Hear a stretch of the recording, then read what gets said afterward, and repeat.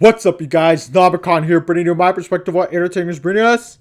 And today, we will be talking about Sonic Adventure, released on Christmas Day, 1998. It immediately became the best-selling Dreamcast game. No game has come close. It is the only Dreamcast game to sell over 2 million copies. The closest game that sold as close to Sonic Adventure was Crazy Taxi, which only sold 1.6 million copies on the Dreamcast. It was definitely seen as the Dreamcast's magnum opus. It received praise for revolutionizing the Sonic franchise by being its first 3D adventure, having the Sonic cast talking a lot, and having the definitive voice for those characters for what's to come in the future. And for the sound approach by using hard rock music. The story starts with Dr. Robotnik, who is now called Eggman thanks to this game, who is seeking a way to find new ways to defeat Sonic. His nemesis, he learns about chaos during his research. A creature that lived thousands of years ago helped protect the Chao and the Master Emerald, which balances the powers of the Chaos Emeralds. Sonic finds Chaos in the Station Square City, where both of them battled it out. As time goes on, Sonic and his friends learn more what Chaos is capable of. The more he uses the Chaos Emeralds, the more powerful he becomes. So it was up to Sonic to stop Eggman from making Chaos more powerful and prevent him from destroying the world and build his own Robotnik land. There has been a debate on whether this game has aged well or not, with IGN infamously stating that Sonic has had a rough transition to 3D, which many Sonic fans blasted them on, and honestly speaking, I'm kind of have to agree with them on that. I'll get the positives out of the way. The visuals, they mostly still hold up. Like, the level design is pretty good. And the graphics must have looked amazing to look at during 98. I imagine people were at awe seeing stages like Emerald Coast, Speed Highway, and Windy Hill at the time of its release. The music is absolutely incredible. Easily the best part of the game. This is where Jun Senoue started to become the lead composer for the Sonic franchise for a while. And honestly, the music is peak Jun Senoue. This game has way too many bangers to count. Songs such as Whitney Ripley, Azure Blue World, Pleasure Castle, Run Through the Speed Highway, Windy Hill, Mechanical Resonance, and Crank the Heat Up, to name a few.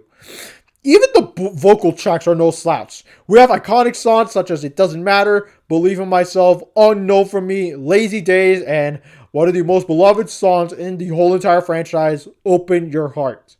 This is where Jun Senoue's band, Crush 40, formed, and have started making music for the entire franchise since then. That is all the positives I have to say because, oh boy, let me make my case as to why this game is rough.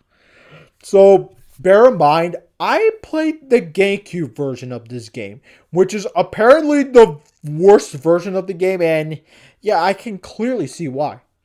I enjoy playing as Sonic, but whenever I go super fast, I lose control of him most of the time, and there were so many glitches that I could not ignore. Tails was fun, but was pretty short, and the main point of his stages was race to the finish. Most of the time was Sonic, which doesn't give me enough to work with. Knuckles is pretty fun. His shtick is basically scavenging pieces of the Master Emerald, and the radar is pretty reliable. And you can complete the stages in less than 5 minutes thanks to it. Amy, I'm personally not a fan of. She feels sluggish to control, and she's slow as hell too. Luckily, her story is really short, and can be completed in under 3 hours. E102 Gamma, I surprisingly enjoy a lot. His missions are just shooting a lot of obstacles in order to give yourself more time to get to other robots to defeat. And when I first played his story, the ending really fucked me up, and it made me think about life as a child. I would say he has the best development in this game, and which is which is funny because he had no relevance to the actual storyline in this game. So I'd say he's a massively underrated character in the franchise.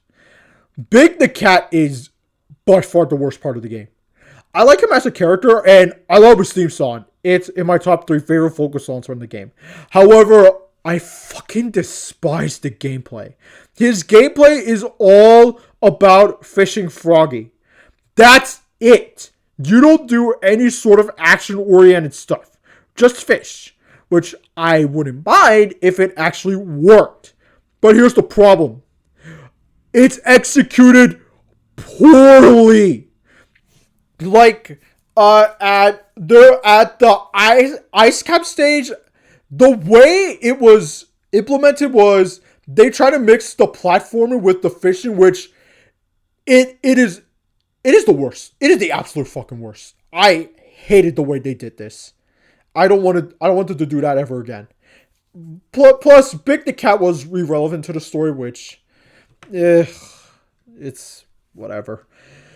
The audio is, I'm really mixed on the audio, but as I said before, the music is amazing, but like the audio mixing is pretty rough. The voice acting, it's not that great, and it hasn't held up well in my opinion, honestly. And the dialogue is is way too cheesy for me to give it a pass. Honestly, yeah, the voice acting, I get why it's the first time Sonic has ever gotten a voice acting, but like I just cannot give it a pass. It's it's pretty bad, honestly. But luckily they have improved in Sonic Adventure 2 and Heroes. But anyways, but also I do recall that people have criticized Sonic 2 for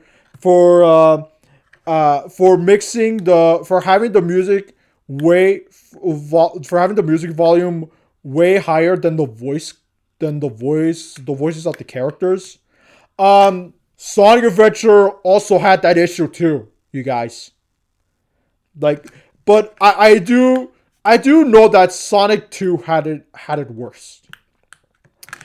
Overall, it is a nice novel. It is a nice novelty game. I do get that how revolutionary this game is at the time, but God, as it stands, this game is aged poorly. This is the prime definition of aging poorly. Yeah, to me, this game, it's not good, it's not bad, it's just mid. It's just mediocre, honestly. I personally feel like a couple of the Sonic games after it came out are better, and I would recommend those before Sonic, this game in particular. But yeah, great music. Story is fine. The audio is I'm mixed on. The stages are pretty good. They're pretty good. They're no slouch. So most of them are. The voice cast is rough. The couple of the design choices are really baffling. The controls half the time are pretty well implemented, but I can't ignore the frame rate and the glitches. Those are pretty inconsistent, and honestly, they really do hinder the experience for me looking back at it, because I grew up with this game. I used to love this game as a child. I actually beat this game. I couldn't. I remember going through Sonic, Tails, Knuckles, and Gamma's story mode a lot. But like, looking back at it now, yeah, it has shown its age. This game gets a 5 out of 10 from me. So, what do you guys think of Sonic Adventure? Do you like it? Do you hate it? Let me know in the comments down below. Make sure to subscribe to my channel if you haven't, and make sure you check out my Letterboxd, Backlog, and Instagram account down in the description down below. And make sure you join my Discord server, the Damage Inc., down in the description down below. This is Namicon, and I'll see you next time.